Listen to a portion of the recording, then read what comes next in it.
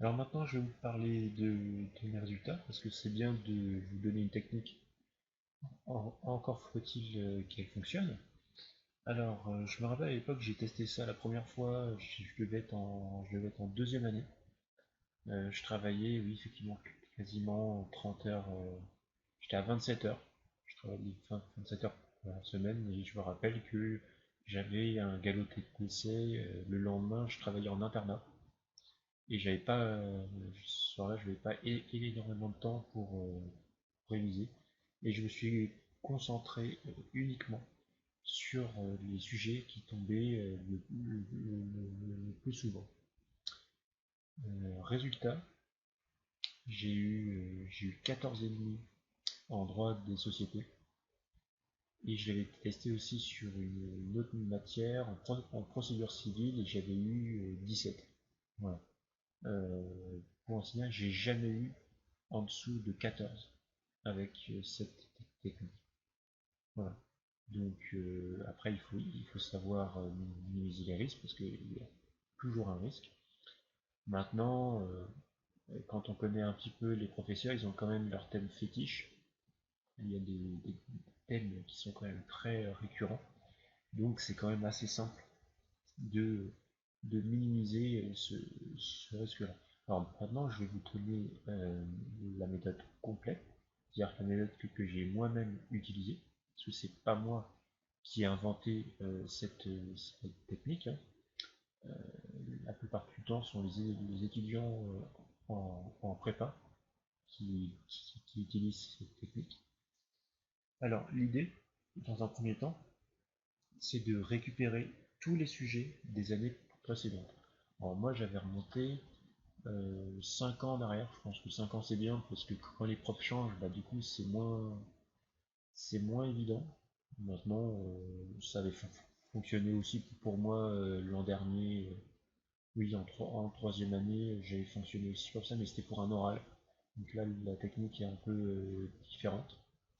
Et, et j'avais eu, à l'oral, j'avais eu 15. Donc il faut faire attention quand c'est un changement de prof, c'est peut-être un peu plus compliqué.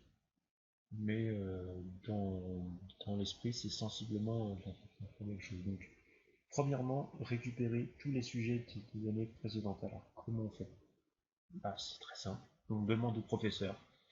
C'est vrai que les étudiants hésitent toujours à poser les questions, ils ont peur de déranger les profs, mais en fait, les profs, ils attendent que ça.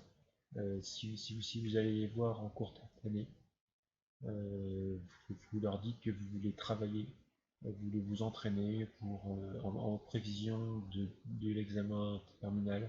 Bah, ils sont très très contents de vous aider. Vous avez aussi les chargés de TD, eux aussi sont à votre disposition, à moins de tomber sur, je vais dire un glandu, mais sur un chargé de TD pas très agréable, pas très très sympa. Mais la plupart du temps, ils sont aussi là pour nous aider. Il n'y a aucun souci. Sinon, vous avez les anciens étudiants. Si vous connaissez un petit peu, vous avez un petit réseau, vous avez des connaissances. Et bah, du coup, vous leur demandez. En général, moi, je gardais tous mes anciens sujets dans dans un classeur, donc en général, on les a. Et sinon, vous avez aussi les associations étudiantes. Alors moi, à l'époque, j'avais le BDE a fortiori, et puis j'avais juriste tribune. Il me semble que c'était une de ces deux assos, en fait, sur leur site, qui collectait tous les ans les anciens sujets. Et donc en faisant ça, bah, vous voyez en fait les questions qui tombent, les thèmes qui tombent. Avec ça, en fait, il suffit donc en deuxième partie de faire un ratio. Vous voyez ce qui tombe le plus souvent. S'il y a des sujets qui étaient jamais tombés sur les 5 ans, qui sont tombés qu'une seule fois, alors vous prenez évidemment en première session et en deuxième session. Comme ça, vous avez quand même une panoplie de questions et de thèmes et vous faites votre ratio, donc 20, 80, 30, 70, ou comme moi 5, 95. Alors, évidemment, petite astuce pour minimiser le risque, c'est-à-dire qu'il faut travailler l'ensemble des sujets. Maintenant, ce que vous allez faire, c'est qu'il faut être incollable sur les 20% des sujets qui tombent le plus souvent. C'est ce que je vous disais tout à l'heure. Pour les 20%, il faut tabler, mais vraiment sur du 15 ou 16, parce que ça risque fortement de tomber.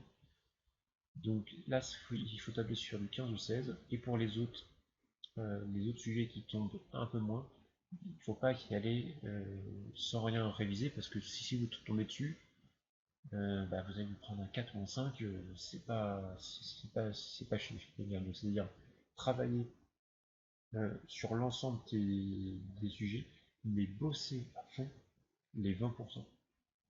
Parce que moi, je vous dis, en 2 ans, je suis à chaque fois tombé, même sur les oraux, sur les sujets que j'avais énormément travaillé. Donc maintenant c'est à vous de voir. Peut-être que c'est une technique qui vous fait peur. C'est possible, hein. La première fois que je l'ai eu, j'ai quand même hésité.